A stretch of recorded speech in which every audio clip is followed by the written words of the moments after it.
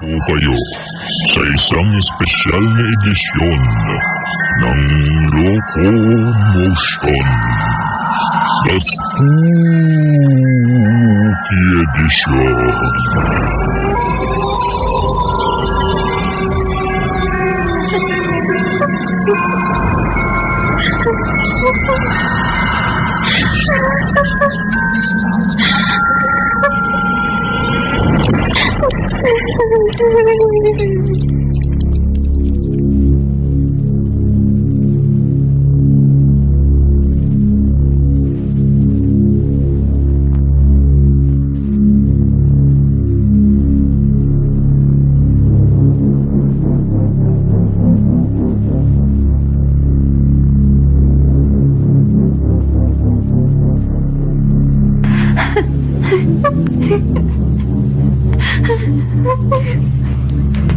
Ano ba, di ba sinabi ko sa iyo na sa una lang masakit yan? Huwag ka nang umiyak. Baka may makarinig pa.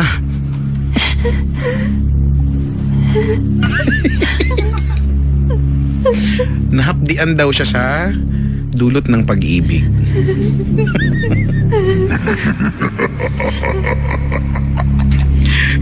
.9:42 ang oras sa ating lahat ng country's #1 beauty soap, Silka. Sa Silka ang kutis ay paganda ng paganda ng paganda. Alagang papaya, alagang Silka.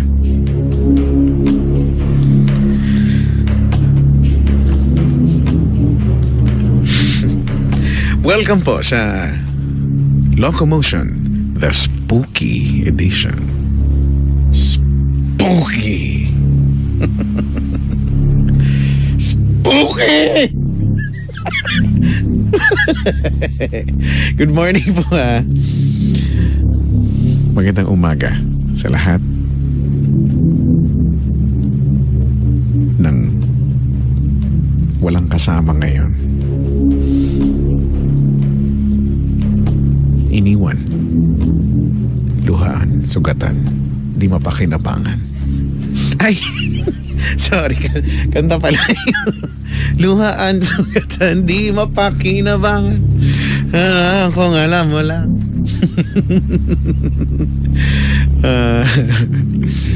Kuya Chico, nakakainis ka daw, sabi ng misis kong si Glyza.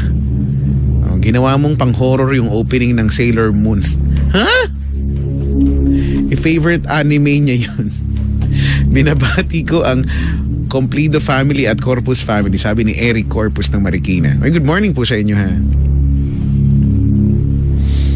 Pang Sailor Moon ba yun? Hindi ko alam eh.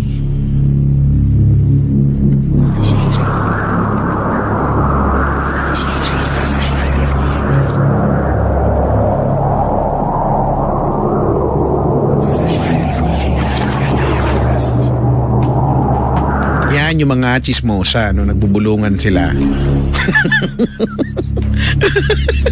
Ganyan sila magbulungan, yung mga nang chismis. Pero chismisan nila yung kapitbahay nila.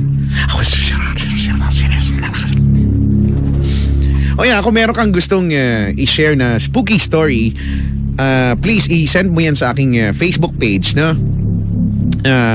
Ano mo lang, i-message mo na lang sa akin, ha? Ilagay mo sa taas spooky. Spooky.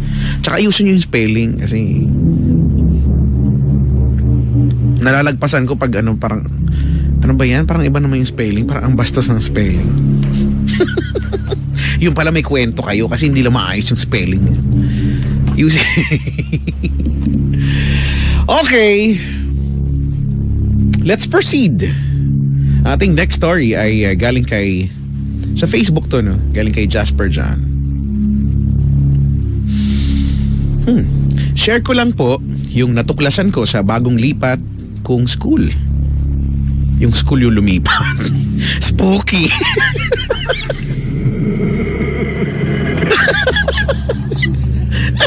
Nakakatakot nga naman yan. Yung school yung lumipat. Ano ba? Dapat yung nakakatakot. Bagong lipat siya ng school, ibig sabihin kayo naman. Ano yun? Bagong lipat akong school ngayon, ha? kababalaghan at andon and witness kung paano nagalit yung principal noong uwian namin sa di ka paniwalang pangyayari. So wag na nating sabihin yung school, no? Kasi nilagay pa niya sa CR daw ng mga lalaki. Ayan, gusto ko to. Spooky.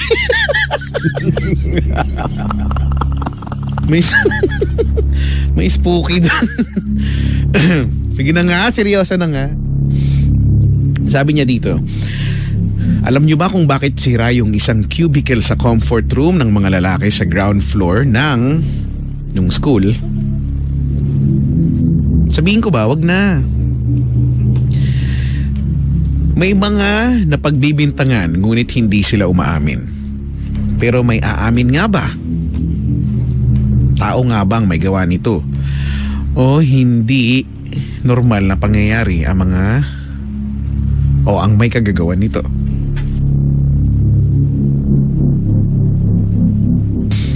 Maraming hindi nakakaalam sa kwentong ito, pero alam nila na nasira ang cubicle sa ibaba. Pero sino nga ba naman ang gagawa ng mga ganitong bagay? Mga estudyante? Ballpen pa nga lang ng teacher mo na nasira mo, kinakabahan ka na.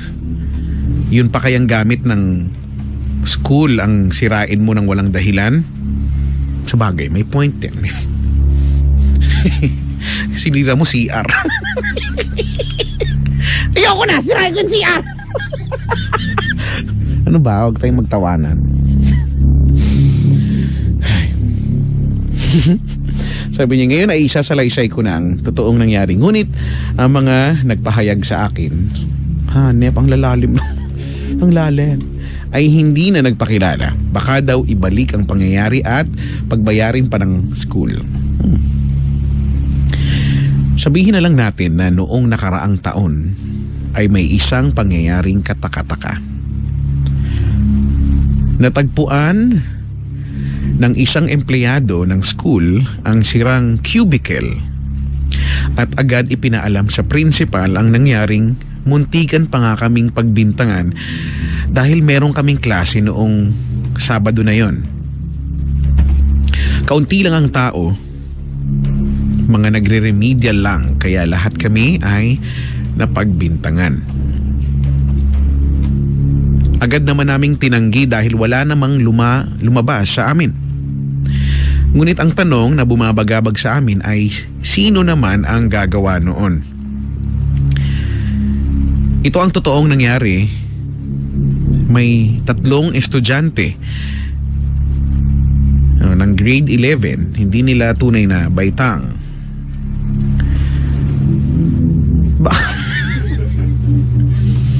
Bakit kaya?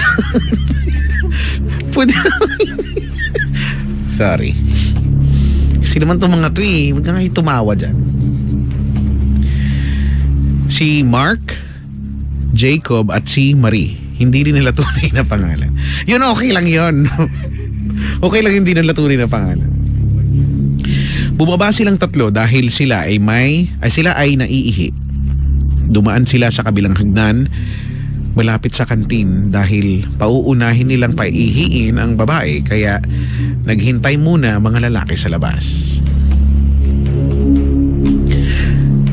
Natapos nang umihi si Marie, kaya pumunta na sila sa CR na lalaki para ang 2 lalaki naman ang umihi. Pumasok ang 2 sa CR. Sorry, iba yung naisip ko. Spooky! Sorry na, nakakatakot nga to. Ba't ba tayo tumatawa? Ay. Pumasok. Saan na yun? Kasi naman to Pumasok ang 2 sa CR at nagpaiwan naman si Marie sa labas. Malamang kasi, di ba? Pag pumasok siya, iba na talaga isipin ko doon. Pagpasok ng 2 ay agad na umihi at napansin nila na may janitor na naglilinis ng sahig gamit ang mop. Hindi na nila pinansin dahil normal lang naman ang ginagawa. Ngunit napansin nilang bago ang janitor dahil ngayon lang nila ito nakita. Pagkatapos nilang umihi, bubuhusan sana nila ang kanilang pinag-ihian nang nakita nilang nakalutang ang map na ginagamit ng janitor. Lalalalalalala. Sabi dito nakita nilang nakalutang ang map na ginamit na nililinisan ng janitor kanina sa tabi ng drum.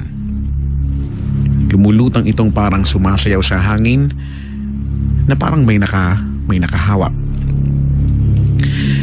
Napatingin si Mark at si Jacob dito na hindi alam ang gagawin at nalilito sa mga pangyayari. Pero napalingon si Mark sa isang cubicle at nakita niyang nakatalikod ang janitor sa loob ng cubicle.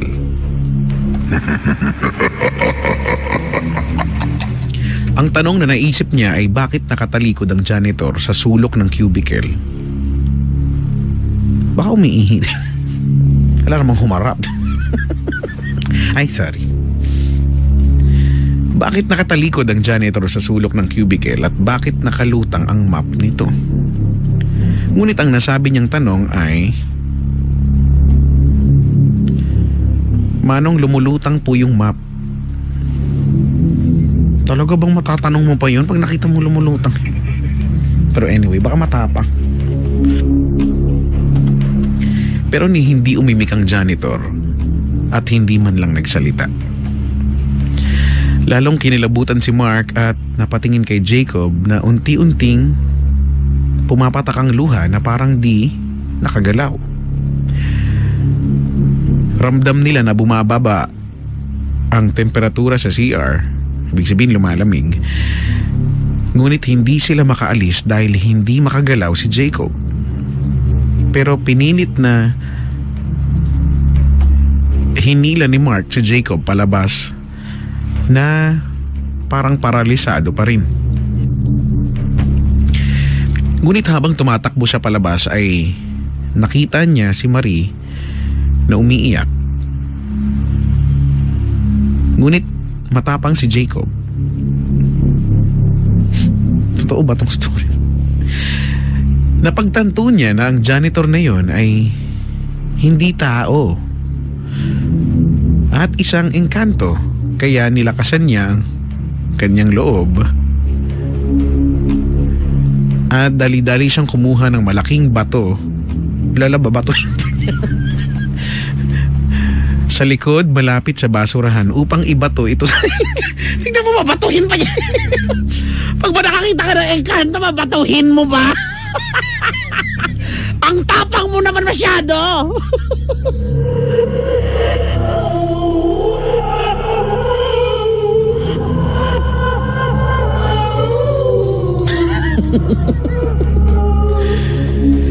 Papasok na siya ng CR na nakita niya si Marina parang nagwawala. Ngunit hindi niya muna ito pinansin at dumiretso sa cubicle kung saan niya nakita ang janitor. Ngunit paglingon niya sa cubicle,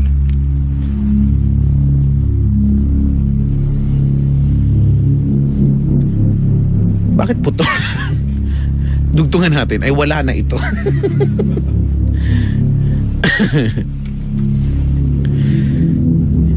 Hindi. Paglingon niya sa cubicle, isang taong walang mata ang nakita niya na parang walang laman ang lalagyan ng mata nito. At madilim. At ang kamay ng janitor ay kulay berde na parang sobrang namamaga. Kahit wala itong mata, sigurado si Mark na sa kanya ito nakatingin. Pero kahit sobrang natatakot na si Mark, nilakasan niya na lang ang kanyang loob at pumikit at binato niya ng malakas ang kanyang batong hawak. At narinig pa niya na parang may isang bitak na bato ang nawasak. Nang buksan niya ang kanyang mata, ang unang nakita niya ay isang itim na alikabok na unti-unting nawawala. Parang pelikula nga ito.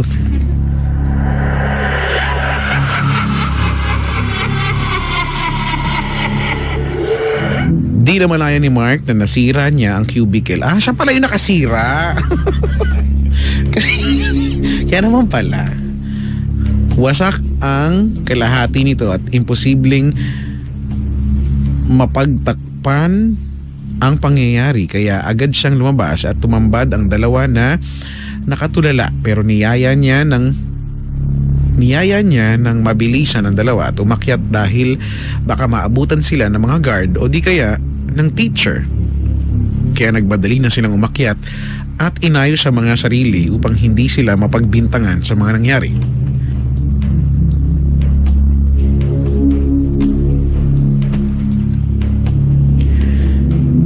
Alam niyo ba kung bakit umiiyak si Marie? Dahil habang may nangyayari kay Mark at Jacob.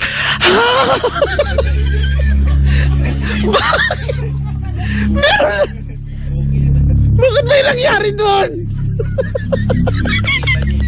Di ba pala yung eksena?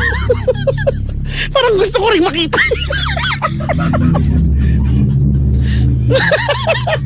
Ano ba? So ibig sabihin niya yung kababalaghang nangyari.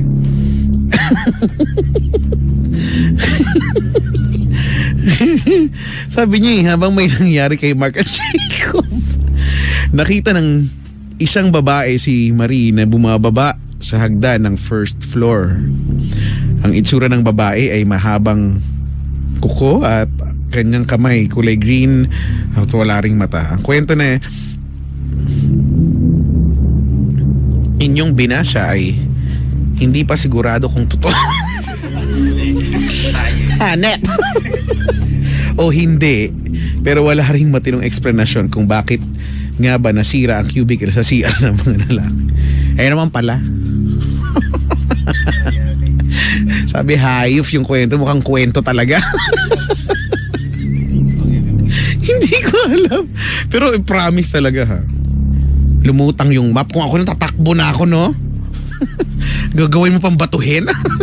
Bumiin ka na batuhin. Spooky talaga.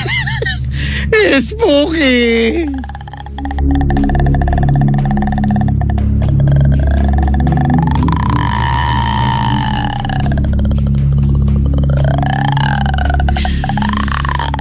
$9:58. Hi Kuya Chico, ako po si Josel ng Santa Maria, Bulacan. Gusto ko pong i-share ang experience ko way back nung bumabiyahe pa ang lolo ko sa Baguio.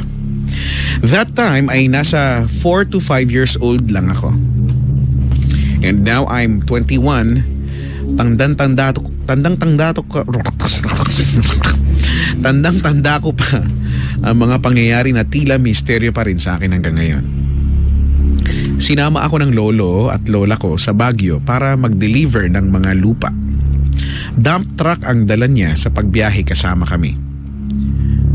Habang nagpapahinga kami sa isang kubo, may matandang magkapatid na babae ang nakatira doon.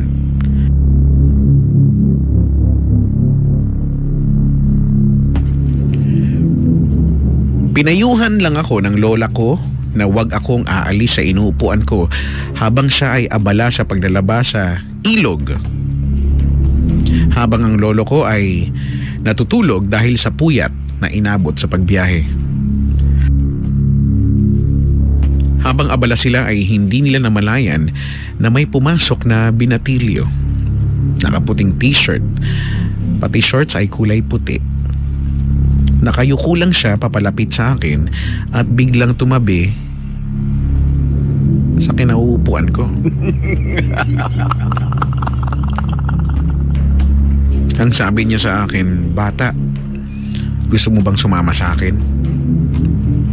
Tinanggihan ko siya dahil sabi ng lola ko, wag na wag akong aalis dito. Pero nagpupumilit ang binatilyo sabay turo sa ilog sa labas ng kubo. Ang sabi niya ay hindi naman tayo lalayo. Diyan lang tayo.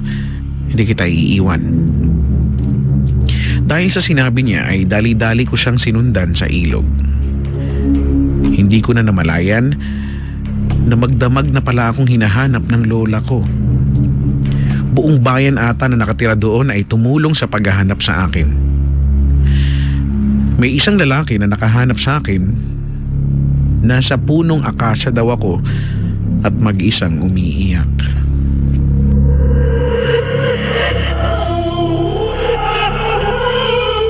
At walang saplot. Hindi ko na maalala kung bakit ako nakatayo doon. Dali-dali akong niyakap ng lola ko habang umiiyak. Habang nagtatanong na, saan ka ba galing? Hindi ba sabi ko sa'yo huwag kang aalis sa kubo? Ang sabi ko naman, may kasama ako, nanay. May kasama ako, sabi niya. Hindi daw niya ako iiwan. Ang paniniwala ng mga matatanda doon sa Baguio ay isa itong engkanto na buti na lamang ay hindi ako nilunod o iwinala. Simula noon, yan ang first at last trip ko sa Baguio. Hindi na ako pinayagang sumama sa Baguio.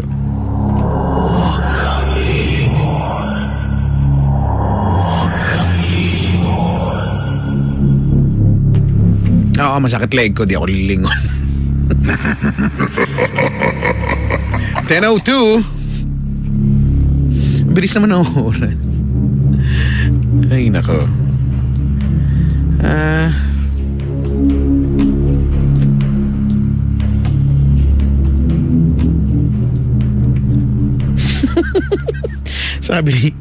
Sabi ni JR, masama talaga ugali ng mga Mark na ninira ng cubicle. Uy, hindi ako yun. Hindi ako yun. Naninira. Ay, nako. Sabi ko, sana tinawag nila si Card Captor Sakura. Wow. Ay, nako. Hindi ko talaga kinayanan, no. Ano to? Koya, nakakita ako ng vampire. Ano? Alam mo yun, yung nangagat sa Nick. Spooky. Nandun sa labas ng gate. Babae siya, mahaba ang hair. Nakatakot.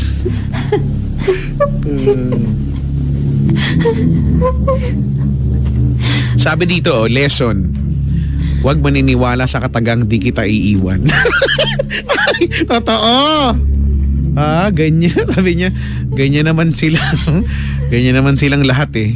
Mga hanep, mga spooky kayo, sugo ng dibil. Oo nga. Actually, yan na na-realize ko, no? Medyo wag kang masyadong maniniwala pag nagsabi sa'yo hindi kita iiwan. No? Yung mga nagsabi niyan, hindi na bumalik. Kaya yun, naiwan ka na mag-isa. Napapasabi ka na lang, no? Spooky.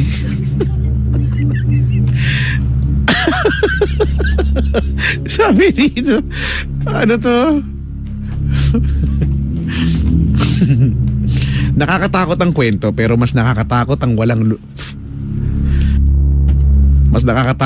lulutuing tanghalian. Spooky. Actually. Oo, no, mas nakakatakot yun.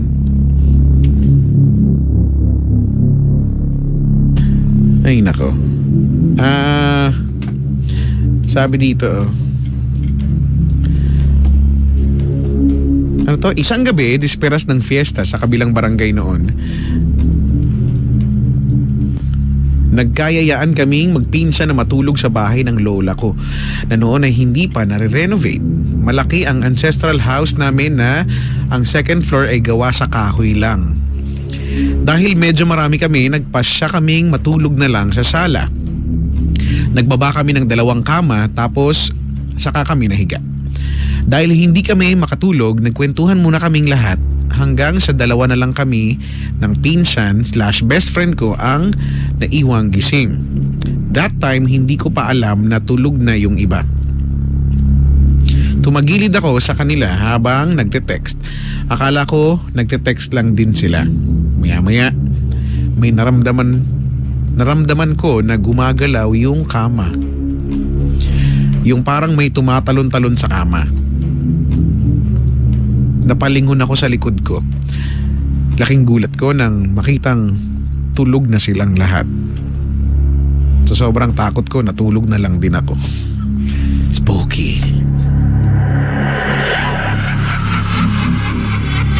Diba no? Ang hirap kaya nung ganun.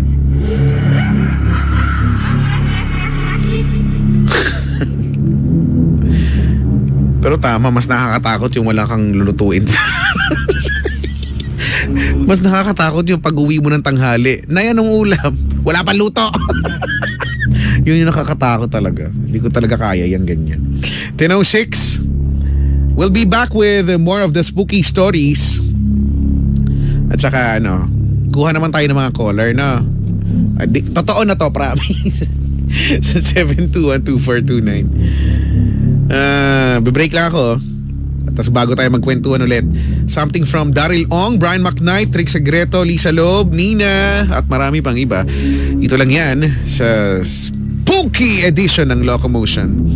With me, of course, my name is Kuya Chico sa number 106.7 Energy FM. Pangga, wag mo sabihin radyo. Sabihin mo, spooky.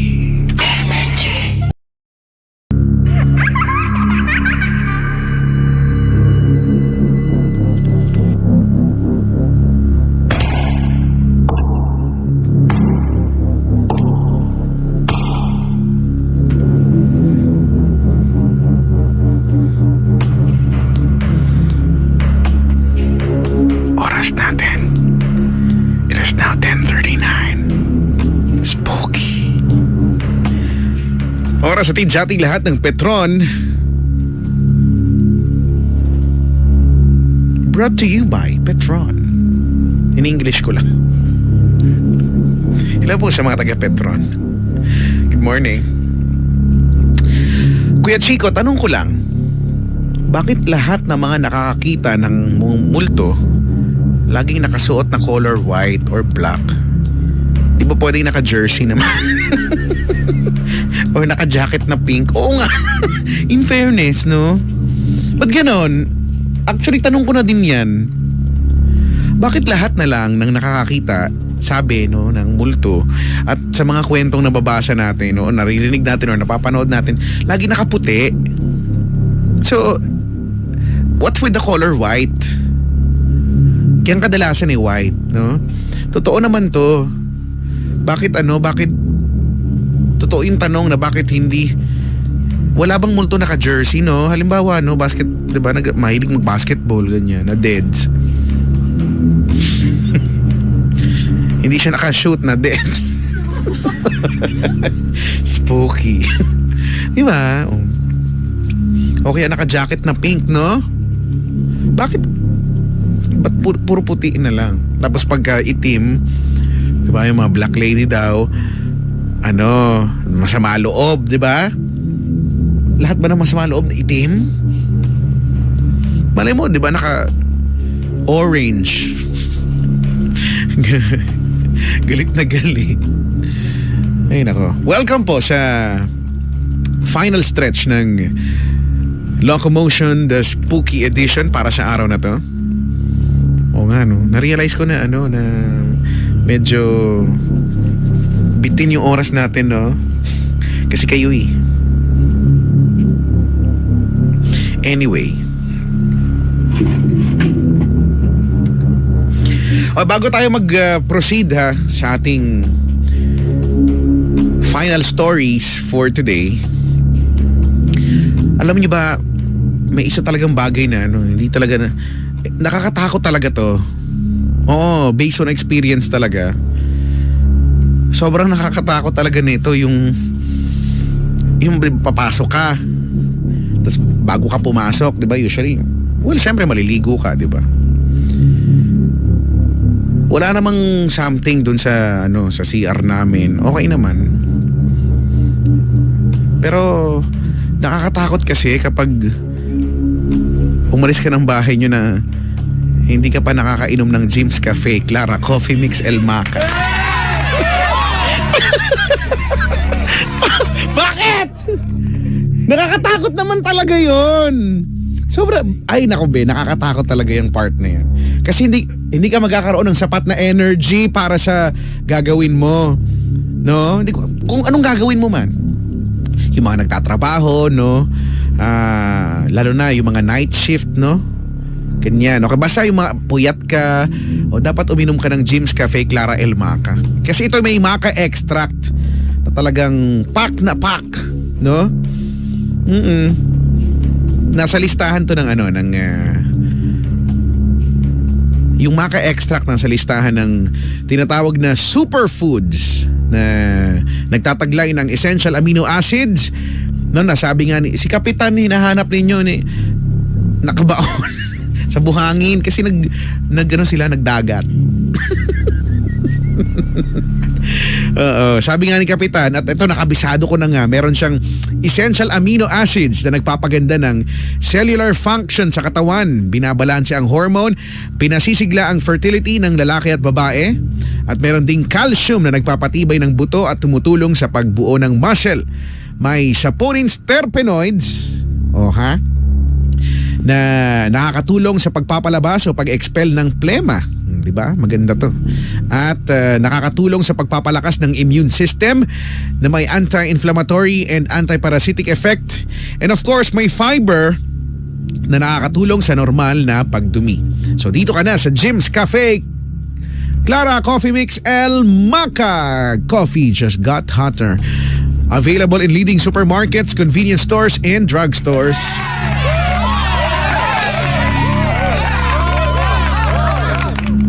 Okay. So let's try to squeeze in ang mga stories natin dito. This one is from Shats. O yan, kung meron kang komento, no? Sa text line, pwede naman. Sa Twitter, go lang.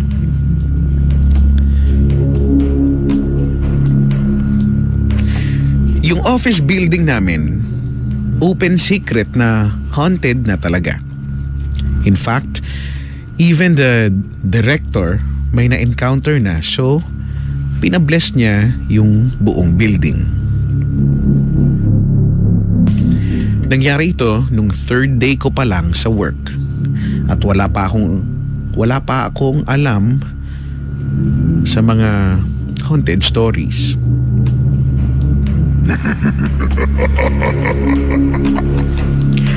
Sumakay ako ng elevator at mag-isa lang ako nung time na yon. So, pinindot ko yung floor ko.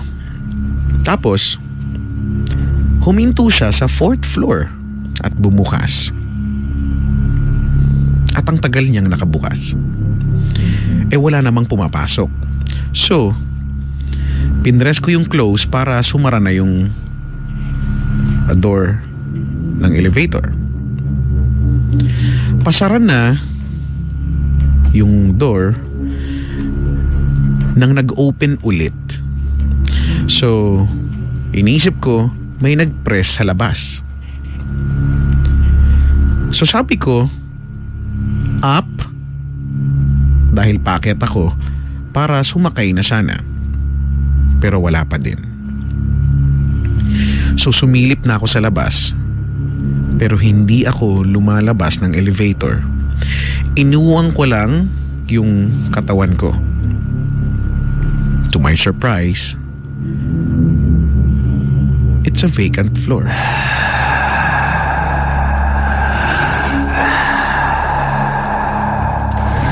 Bango, amoy yan.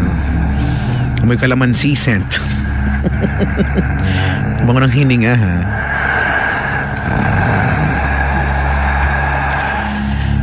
To my surprise, it's a vacant floor. Tinignan ko talaga. Parang bodega na maagyaw na. Tapos yung wall, across the elevator, mataas ang ceiling. Mataas ang ceiling namin. Nakita ko na pagkadami-daming bakat din ng kamay na parang putik, as in buong wall. Tapos mga 4 layers ata yun. So iniisip ko kaninong kamay yun. Saka paano naabot yun, ang taas nga. Nag-iba na ang pakiramdam ko. So pumasok ako sa elevator. Pinindot ko yung close. Sasara ng konti. Tapos biglang bubukas.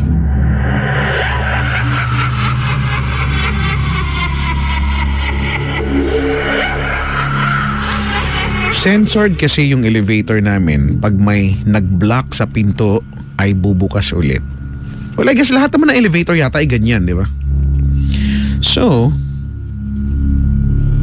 ang nangyayari ay close open lang siya. Hanggang sa tumunog na ayaw na talaga sumara ng pinto. Ay, totoo yan, no? Dito rin sa amin pag matagal na naka-open yung pinto, tumutunog yan Nagagalit siya. Gusto niya sabihin, sara niyo ako sara niyo ako. Yun yung mga elevator. Going back to the story. So, tumunog na siya, ayaw sumara ng pinto.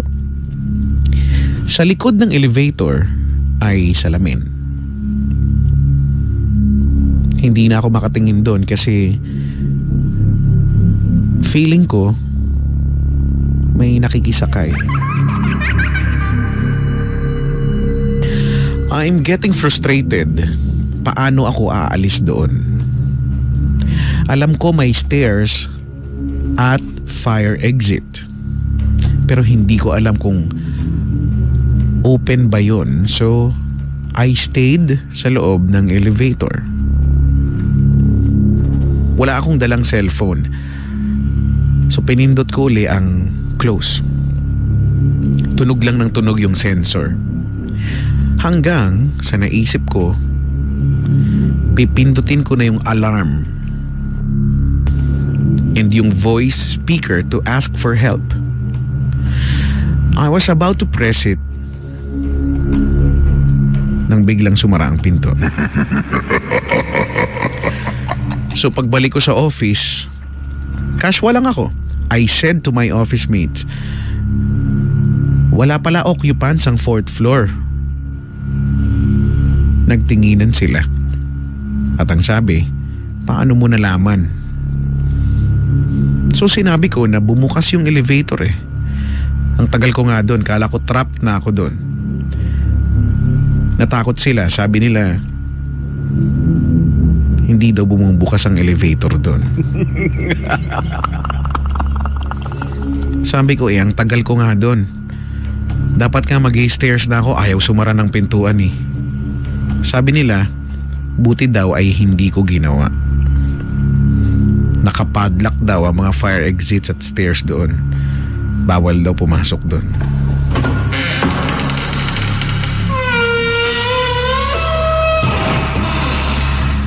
It was closed kasi nga haunted ang floor. Dati may nag-o-office doon pero sa dami ng nagpaparamdam, they opted to close it at gawin na lang tambakan. Ano yun? The spirit intends to trap me sa floor na yun? Hindi ko alam kung tanong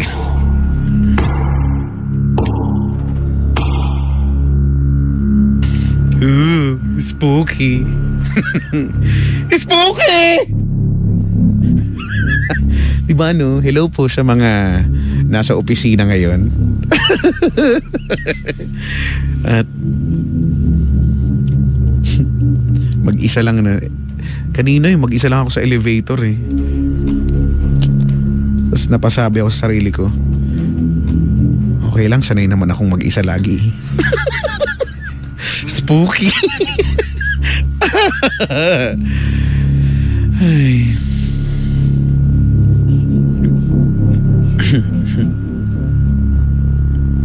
Sabi ni Emay na Paranaque, Kuya Chicks, kaya nakaputi ang multo para mapansin sa dilim.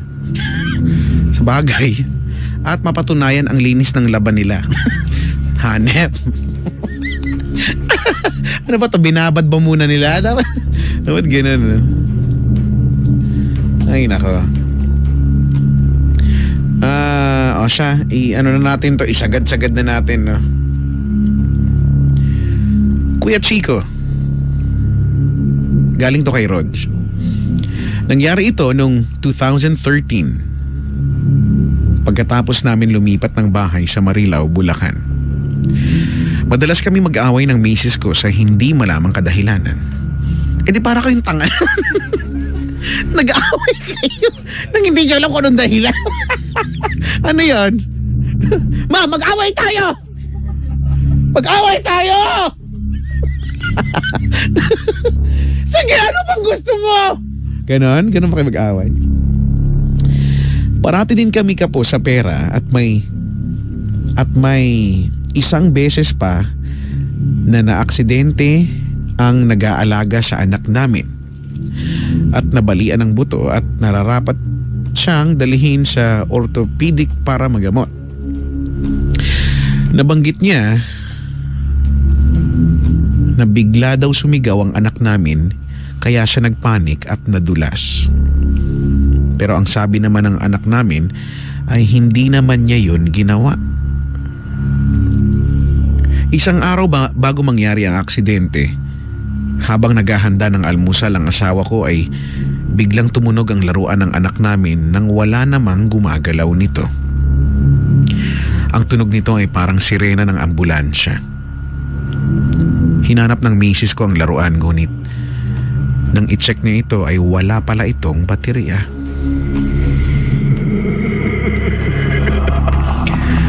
Pagkatapos mangyari ang aksidente sa nag-aalaga sa anak namin, habang dinadala sa orthopedic sakay-sakay ng ambulansya, ay katunog na katunog ito ng laruan na tumunog bago mangyari ang aksidente.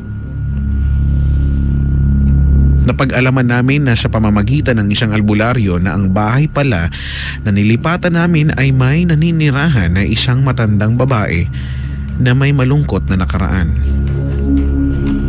Dalawang psychic ang kinonsulta namin, ngunit pareho sila ng sinabi. Ang babae daw ay nakaitim. Ito nakaitim na naman. At sunog ang mukha. Pinatay daw ito ng asawa at ang katawan niya ay iniwang nakahandusay noon sa damuhan na ngayon ay kinatitirikan ng subdivision.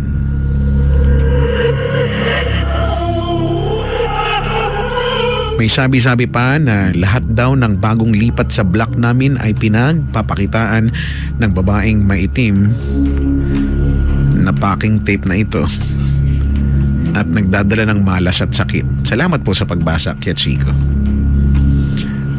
Spooky! Diba no?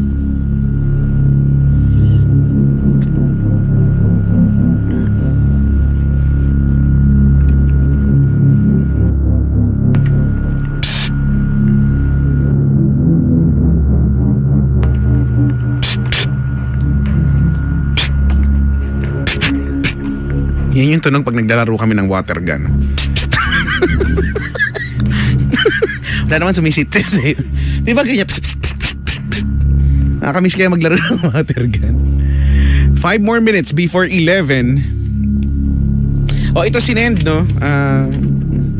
Binigay sa atin. Sabi ni Christian, ay, i-hide daw pala yung name. Sorry na. Kasi naman eh. Hello Kuya Chico, kagabi pa ako naghahanap ng creepy story sa radyo. Hide my name as CJ. Kunyari na lang. Di ko si CJ. Oy CJ, kumusta? And I'm from Quezon City. This happened weeks ago this October. Thursday ng madaling araw, sobrang sarap ng tulog ko. Around 2:45 AM, nagising yung diwa ko, and ang una ko talagang ginawa o ginagawa kapag nagigising ay pinipilit kong pakinggan yung mga tao sa labas ng kwarto ko kung gising na ba or what. Keep in mind na nakapikit at technically half asleep pa ako nito. After a few seconds, kinilabutan na ako and sabi ko sa sarili ko, na ang lamig naman. And then, out of nowhere, ay mayroon ng sisit-sit sa akin. Try to imagine na may sumisit-sit sa'yo pero nakatapat sa tenga mo. Sobrang lakas na parang nakahiga siya sa tabi ko. Pero one person bed lang ang kama ko. Sumitsit siya ng 3 beses na matagal na sit-sit. After it finished the 3rd sit-sit, hinarap ko yung side na yon ng kama kasi I was thinking that my little brother is waking me up. Gawain niya kasi yon every time na nakakalimutan ko ilak yung pinto ko.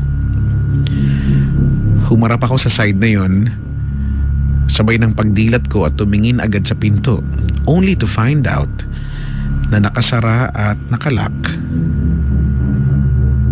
yung pinto ko.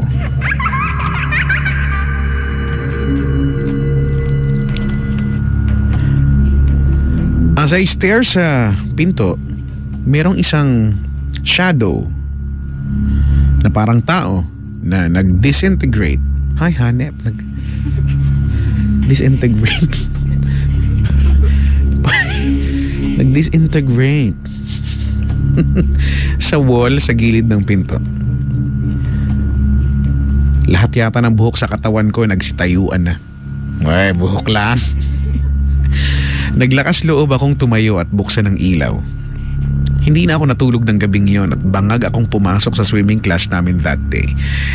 If I try to remember, dinig na dinig ko pa din yung numbing sit-sit niya sa tenga ko. Psst, psst, ganon. Psst, psst, psst, psst, psst. Kung gano'n yung shit, hindi ka matatakot eh, no? Ay.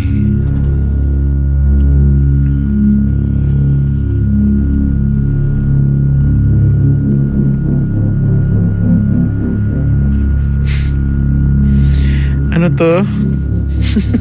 Sabi, nasan yung kole? Kasi nga eh. Baka bukas meron. Spooky. Spooky. Oo. Sabi ni Danilo, kasing puti ba ni Lindsay yung multo? Mas malamang mas maputi pa ng konti, no? Mas maputi pa ng konti. Ay. Kuya, mas nakakatakot kung makakita ka ng white lady o black lady nang nakahubad. Sa bagay.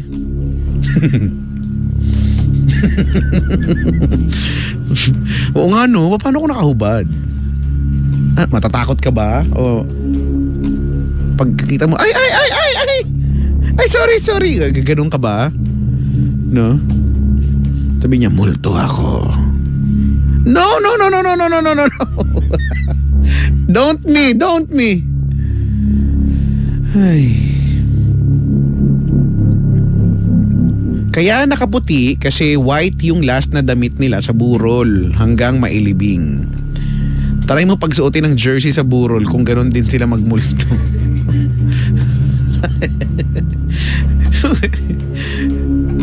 Oo nga, sa bagay.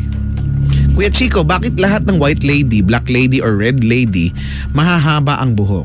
Wala pang white lady na naka-apple cut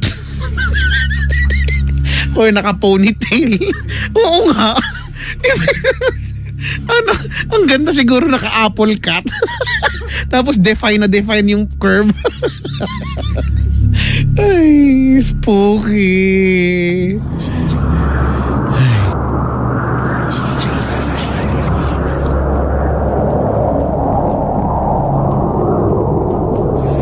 Pero in fairness dun sa may ganyan, may kinikwentong, syempre sa industriya, 'di ba? May mga nalalaman tayo ng mga stories, no, ng mga kasamaan sa industriya nga. So yeah.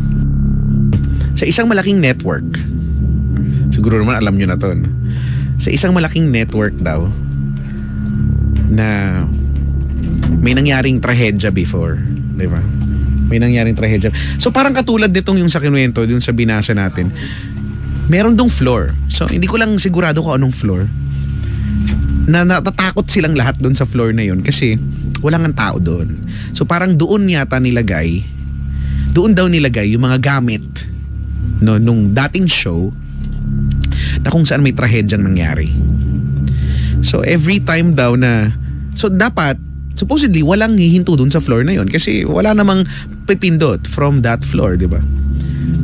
Pero yun, mga siguro ilan na din yung nakakausap ko na kinikwento nila yan, na natatakot daw nga sila kasi minsan this oras daw ng gabi bigla daw hihinto dun sa floor na yon. So wala namang pumindot, di ba?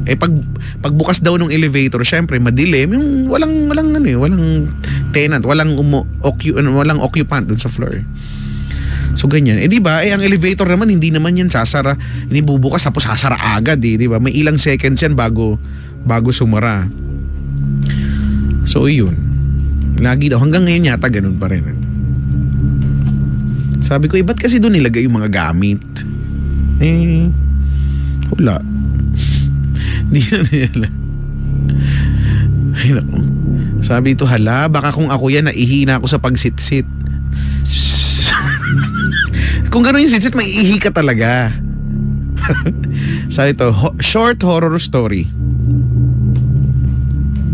Pinatay ng kapitbahay yung wifi nila. Nakakatakot. Spooky. Oo, no? Isa sa mga nakakatakot na mangyari yan. Patayin ng kapitbahay yung wifi. Kung wala kayong wifi. Ay, nako. Ay, nako. Sabi ni Chloe, Kuya Chico, ba't lahat ng multo nakakatakot? Wala bang di nakakatakot? Well, I guess siguro meron. Paano kung yung sabihin natin yung multo, 'di ba? O yung kaluluwa ay nang mahal mo sa buhay, 'di ba? Kunyari lang. Diba? Ako hindi ako matatakot. Feeling ko, oo, kasi 'di ba? Kinikwento ko na nga. There are times na na hinihiling ko pa na magpakita sila. Oo, at hindi naman sila nagpapakita. Ay nako. So dry run lang talaga tong araw na to. Bukas paigtingin natin, ha, hanip sa term, paigtingin natin ang Locomotion the Spooky Edition. Si Casper, hindi naman nakakatakot si Casper, the friendly ghost. Diba, nung nabuhay nga siya, ang guwapings nga niya eh. Panoorin, gusto ko panoorin tuloy uli yun, diba? Nabuhay siya, tapos hindi ko na kung sino siyang artista. Sabi dito, nakakatakot makakita ng multo. Pero mas nakakatakot ang maiwan ng MRT. habang tinitignan ka lang ng mga tao sa loob. Oo, no? Yung tipong MRT, no? Pak, bumukas. Di syempre nagpasko ka na, puno na, hindi ka na nakasama. Sumara yung pintuan. Tapos habang unti-unting umaandar, nakatingin sila lang lahat sa'yo, no?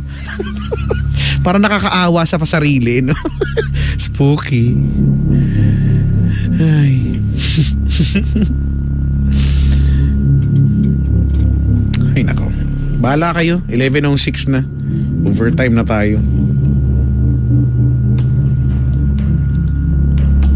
Sabi ni Brian, ang mga multong di nakakatakot yung mga taong bigla na lang kinuha sa'yo, gaya ng friend kong kamamatay lang. May condolences, pero totoo nga yan, no? Pag siguro malapit sa'yo, hindi ka naman magpakita, baka nga gusto mo pa yun, eh. Diba? Kahapon nanonood ako ng mga Halloween special, but parang hindi na ako masyado natata. Hindi ko alam kung siguro iba lang talaga yung dati, no? Dahil bata pa rin siguro ako. So Sabi ni Jopet, buti pa yung elevator ayaw silang i-let go. Ay, oo nga. Buti pa, no? Kaya chicks, dapat bukas 6 pa lang umpisan mo. Oo nga, bukas, promise. Kasi nga kanina may actually kanina, to be honest, mayroon lang nangyari itong spooky. Promise. Kanina umaga, spooky talaga ako. Pasigaw-sigaw ako dito. Spooky! Ganun ako ng ganun. So medyo na late lang ng simula. So again, kung meron kang i-share na spooky story sa akin pong Facebook, facebook.com/KuyaChico1067. I-PM mo na lang sa akin, ha. Tapos lagay mo sa taas spooky. Patingin ko na lang muna, kila Ellie, Melds, Abitizer, Mercy, Kian, Bembem, Karen Armilio, Larry Lopez, Christian Heradura, Melfer Lau ba to? Noel Baloso, Jerlyn Banyaga Aquino, Consi V. Reyes, Bernadette Cha, Regina Nimora, thank you. Sabi ni Brian, good morning kay Chico, pa-shout out sa mahal kong asawa si Aimee Santos Kutay na nasa office ngayon pero nakikinig pa rin siya sa iyo. Ay, salamat po. Ganoon din ang tatlo kong anak na sina Aya, PJ, Rafael at Migs, sabi ni Arnel. Ito si Kuya Arnel, yung kanina. Oo nga, maraming salamat. At sa mga bisita ko ngayon, kay Kuya nakadarating lang. Hi, bye. Spooky. Bukas po ay ipagpatuloy natin ang Locomotion, the Spooky Edition, at mas agahan na natin, ha. Promise. Do stand by for Purok Dekada, susunod na. Dapat ngayon na yan. 11 to 1 p.m. At susundan niya ni Linday para sa Lihim ng Liham. Okay? Siya. Paalam na po ako sa inyo. Wala ba ako nakalimutan?